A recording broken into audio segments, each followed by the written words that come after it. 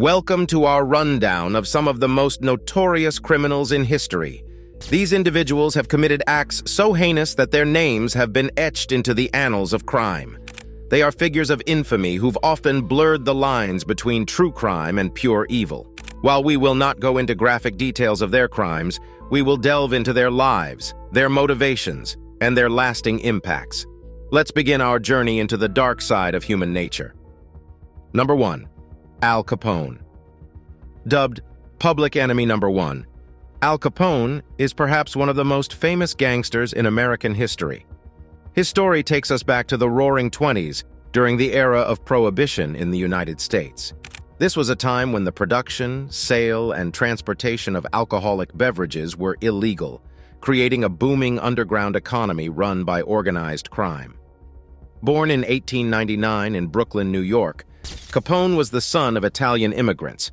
He got involved in gang activities at a young age, eventually joining the infamous Five Points gang in Manhattan. But it was his move to Chicago that catapulted him to notoriety.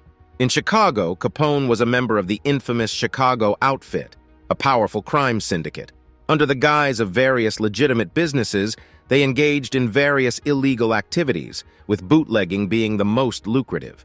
Capone's knack for strategic planning, charisma, and ruthless tactics quickly saw him rise through the ranks to become the head of the organization. Under his leadership, the Chicago outfit profited immensely from the illegal alcohol trade, earning millions of dollars at the height of Prohibition. However, Capone's reign wasn't without its fair share of violence. The most notorious event associated with him is the St. Valentine's Day Massacre in 1929, where 7 members of a rival gang were gunned down in broad daylight. This act sent shockwaves through Chicago and the entire country, marking a turning point in public perception of Capone. Interestingly, despite his life of crime, Capone was never convicted for bootlegging or the violent acts associated with him.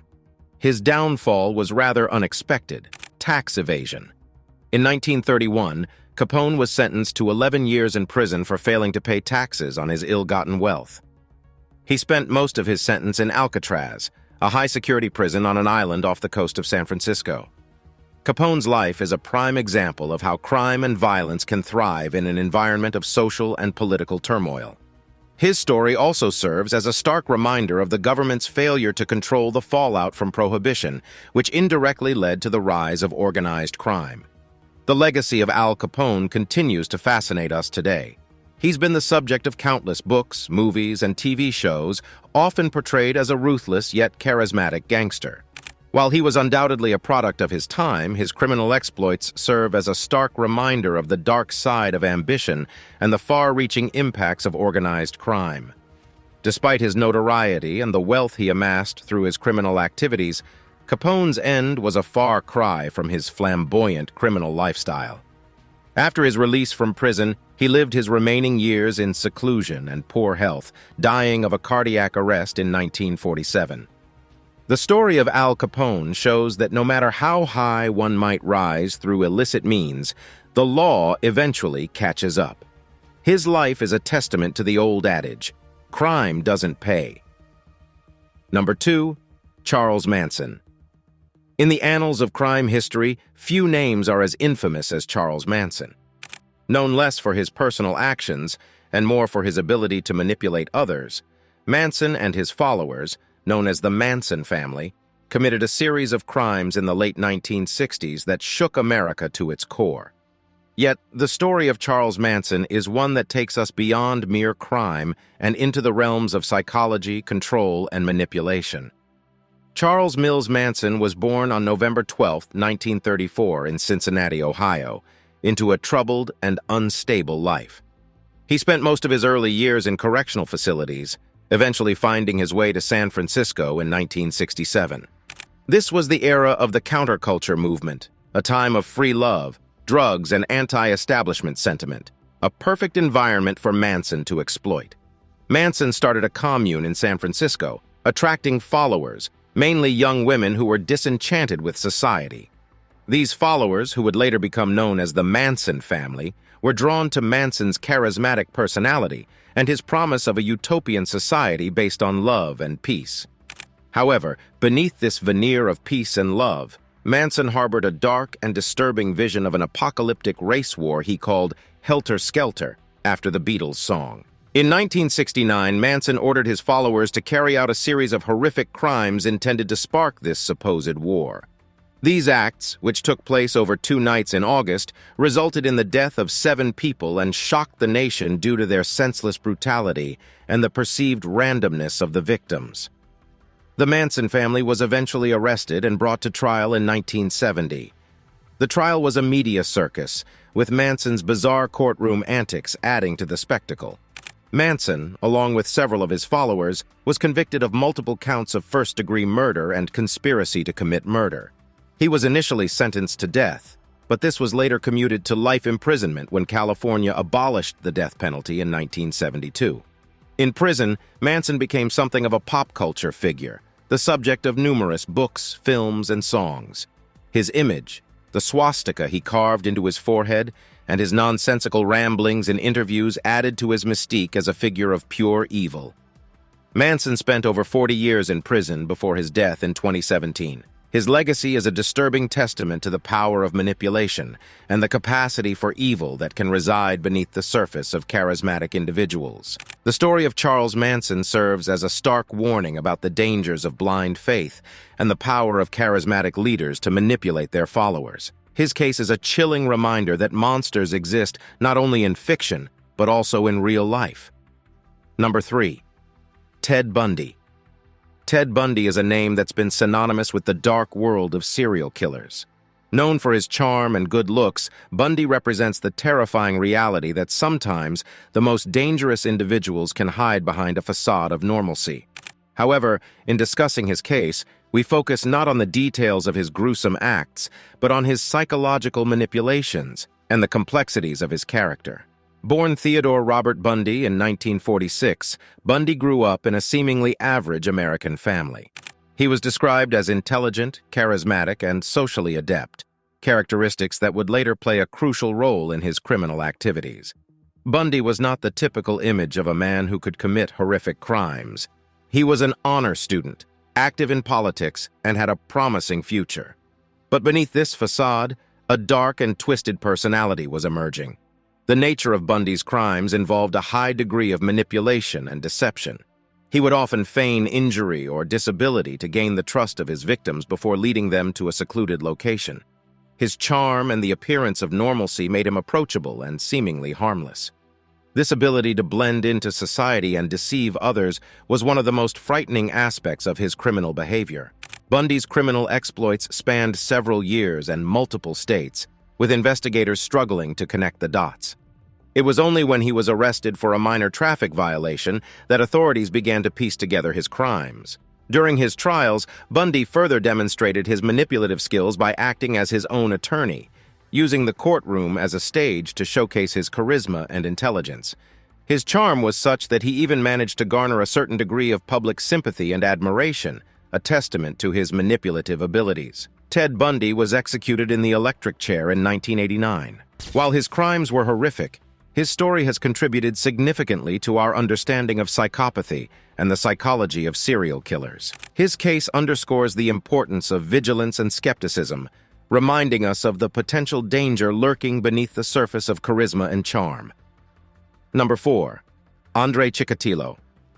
Andrei Chikatilo, known as the Butcher of Rostov and the Red Ripper, is one of the most notorious serial killers in history. His reign of terror took place in the Soviet Union during the late 20th century. However, we'll focus on his psychological profile, the investigation that led to his capture, and the significant impact his case had on the Soviet Union, rather than explicit details of his crimes. Born in 1936 in Ukraine, which was then part of the Soviet Union, Chikatilo experienced a difficult childhood during the Great Famine. This period of extreme hardship shaped the twisted worldview that would later become apparent in his actions. Despite these difficulties, Chikatilo managed to achieve a degree of success in his life, working as a teacher and then later as a supply clerk. Chikatilo's crimes spanned over a decade, from 1978 to 1990, and were marked by their seeming randomness, which made them incredibly challenging to solve. This difficulty was compounded by the Soviet state's reluctance to admit the existence of a serial killer. a crime they deemed as a Western phenomenon. The hunt for Chikatilo was one of the largest criminal investigations in Soviet history. It involved thousands of officers and countless man-hours. In the early stages of the investigation, the local authorities even arrested and executed an innocent man, further highlighting the immense pressure to solve these crimes and the flaws in the justice system of the Soviet Union. Chikatilo was finally apprehended in 1990. His trial, which was one of the first highly publicized trials in post-Soviet Russia, showcased his erratic behavior and lack of remorse, causing both local and international shock. He was convicted in 1992 on 53 counts of murder and subsequently sentenced to death. Chikatilo was executed in 1994, but his story continues to fascinate and horrify. It is a testament to the critical role of law enforcement, forensic science, and psychological profiling in criminal investigations, and the need for transparency and honesty in dealing with crime at a societal level. Number 5. João Teixeira da Rocha, a.k.a. Pedrinho Matador.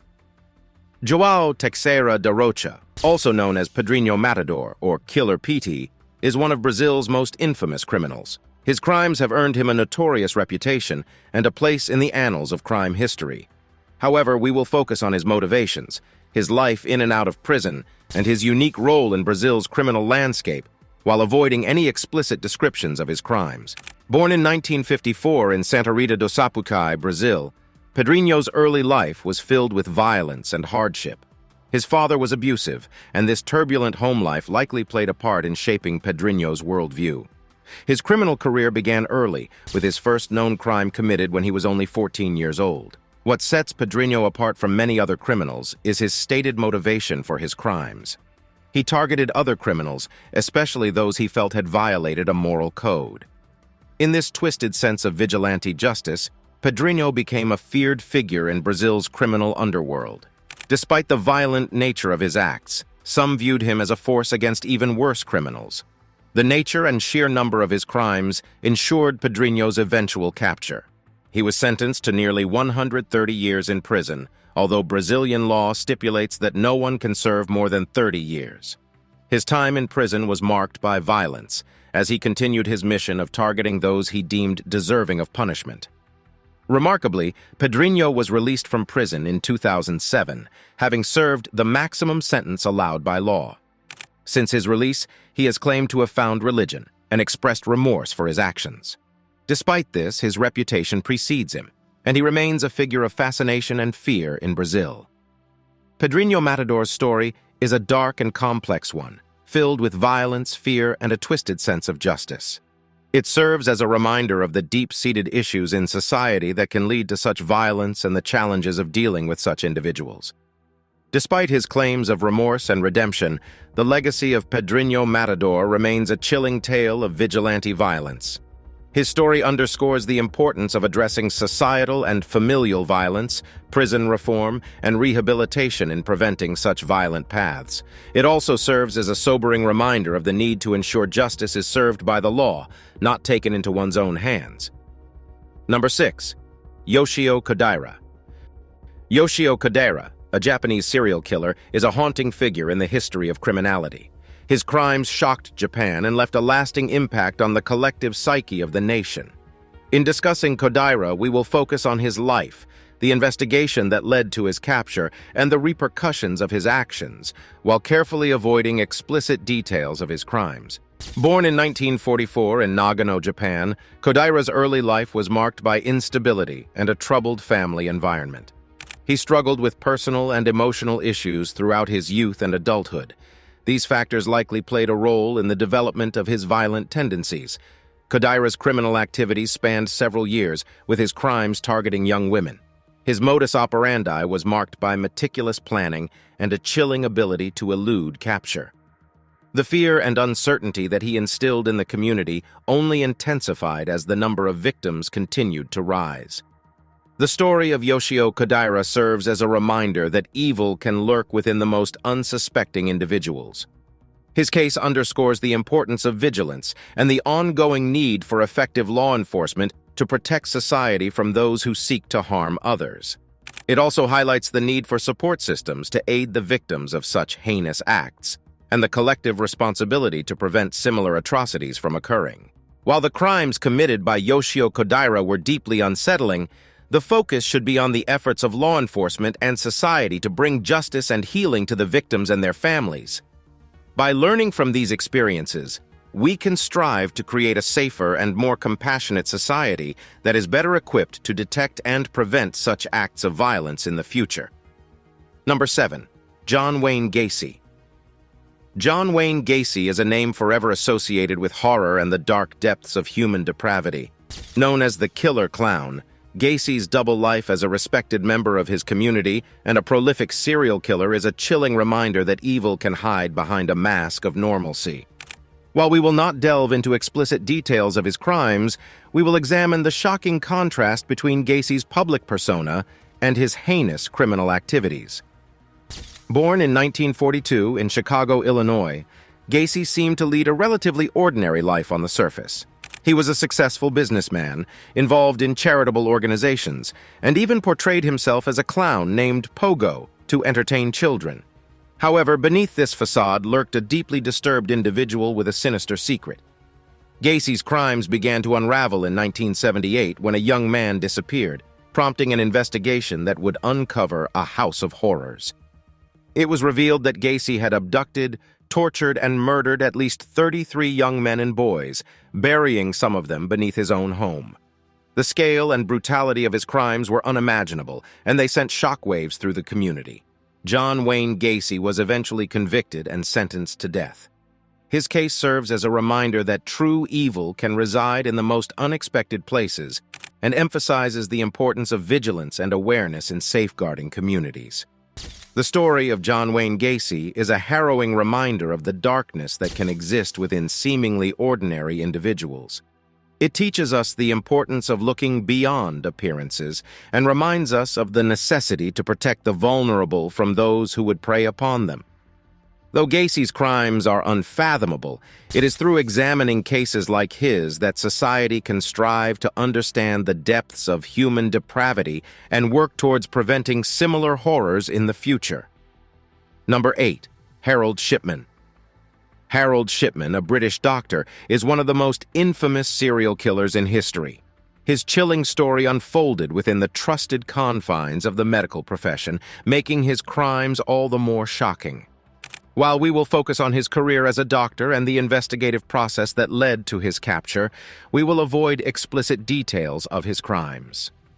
Born in 1946 in Nottingham, England, Harold Shipman was a seemingly respectable and trustworthy figure. He pursued a career in medicine and eventually became a general practitioner. Shipman's medical training provided him with the knowledge and access he needed to carry out his heinous acts.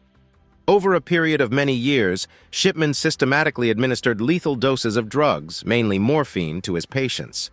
This covert method allowed him to disguise his actions as medical treatment and cover his tracks.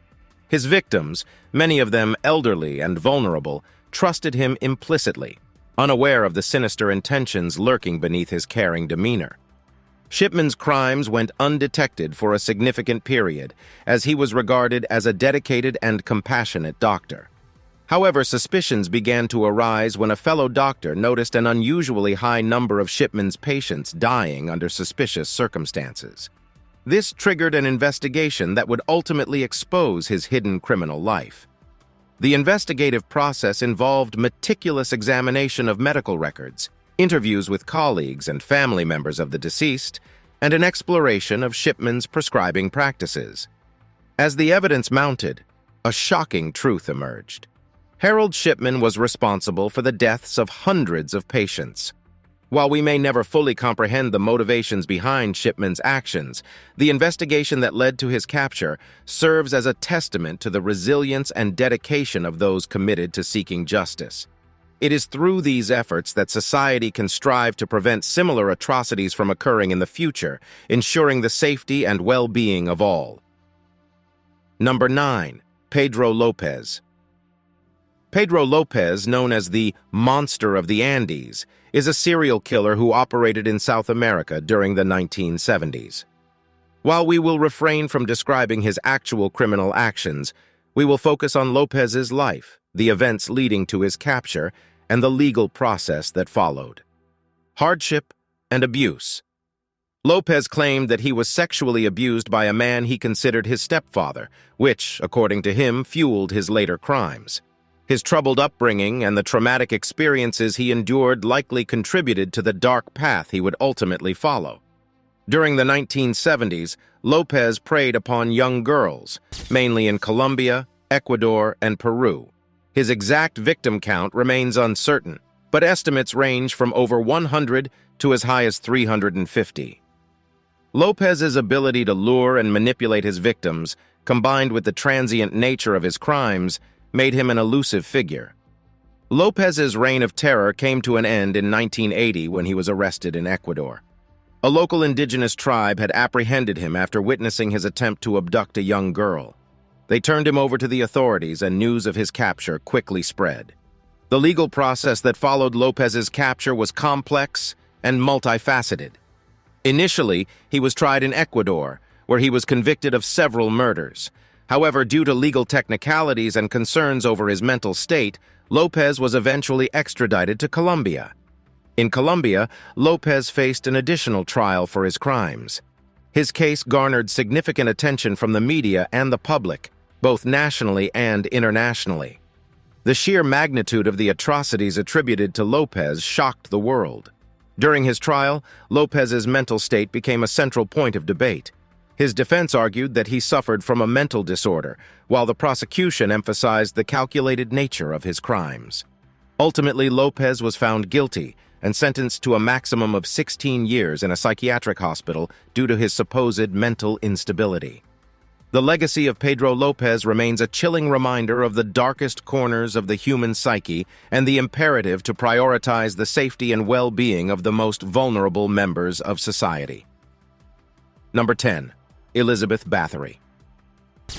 Elizabeth Bathory, a Hungarian noblewoman born in 1560, is often referred to as the Blood Countess due to the disturbing allegations and legends that surround her. While the true extent of her crimes is still debated, her story has become a chilling part of history. In discussing Bathory, we will explore her infamous reputation and the legends that have endured over the centuries, while avoiding explicit details. Elizabeth Bathory was born into a powerful noble family and married into another influential lineage. She resided in Katice Castle, located in what is now Slovakia. It was within the confines of this castle that she allegedly carried out her reign of terror. Bathory's alleged crimes were said to involve acts of extreme violence against young girls and servant women. While the exact number of victims remains uncertain, the legends and stories that emerged painted a macabre picture of her actions. Tales of torture, sadism, and even bathing in the blood of her victims captured the imagination and horror of those who heard them. The legends surrounding Bathory's supposed crimes eventually led to an investigation. In 1610, she was arrested and placed under house arrest for the remainder of her life. The trial that followed, however, lacked many of the rigorous legal procedures of the time, and the evidence against her was primarily based on witness testimonies. It is important to note that the historical accuracy of the allegations against Bathory is highly debated. Some argue that her reputation was exaggerated or fabricated for political reasons, as she was a prominent and wealthy figure in a time of political unrest. Others believe that she may have been the victim of a smear campaign orchestrated by her enemies. It is important to separate fact from fiction and approach historical figures like Bathory with an understanding of the complexities of historical interpretation. The tales and legends surrounding her are a testament to the enduring impact of stories that both captivate and disturb us.